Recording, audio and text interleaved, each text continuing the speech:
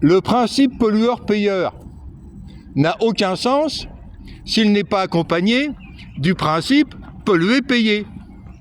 Or, la France, qui est à 4 fois le niveau maximum d'émissions carbone, 2,4 tonnes de CO2 par an, la France, pollueur, selon le principe pollueur-payeur, devrait payer, mais pas à elle-même, devrait payer aux non-pollueurs, en l'occurrence les Africains.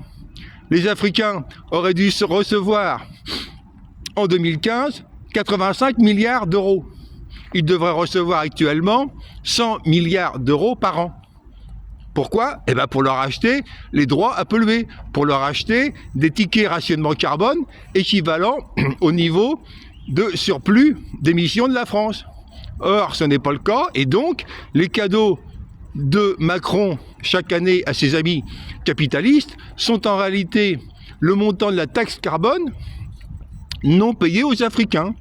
Macron, le raciste, fait des cadeaux aux capitalistes, aux actionnaires, sur le dos des Africains qui devraient recevoir en échange de leur ticket rationnement carbone, en échange de leur autorisation à dépasser le plafond, les Africains devraient recevoir 100 milliards d'euros par an. Ce n'est pas le cas.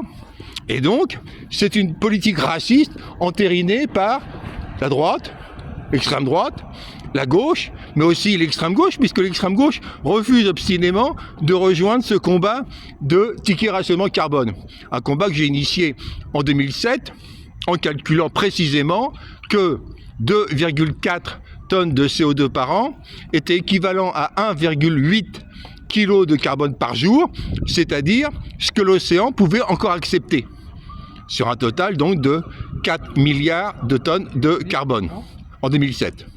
Et donc, il faut une révolution, aussi bien en Afrique qu'en France qu'en Europe, pour imposer le respect du principe pollueur-payeur, en l'occurrence le complément, le principe polluer-payer.